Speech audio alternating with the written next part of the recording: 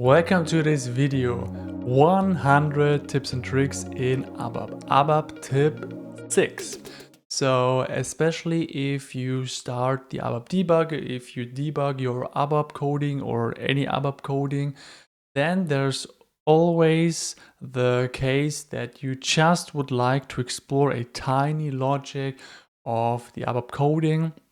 So you would like to bypass any upfront logic and you would directly go to the statement that you would like to explore, or you would like to skip any logic because this might produce an error.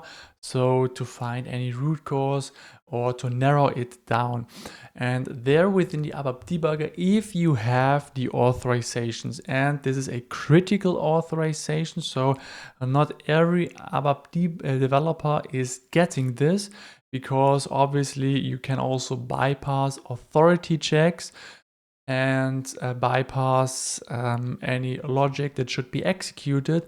So especially in the productive system, you shouldn't have the authorization.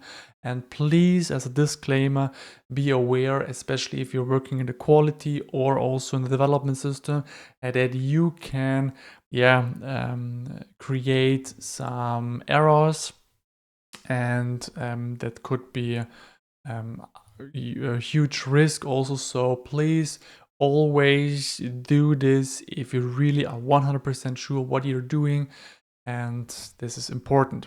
So here, let's get directly start. So here I would like to debug this, so therefore let's go one step back, and now I would like to debug this program and then show you the Goto statements. So now I start this program in the debugger, and then what you can do, so basically this is a pure simple coding, just writing, outputting two lines. So first of all the SAP use and then the string done, and this will be executed first and then the next one.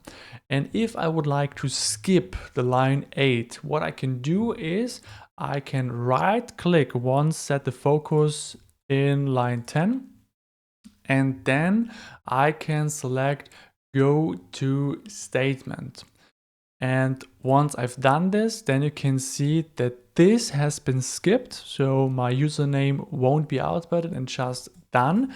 And if I now go through this with continue or F8, now you can see that just done will be output. Once again, if I just execute this without skipping, then you can see those two lines are being output.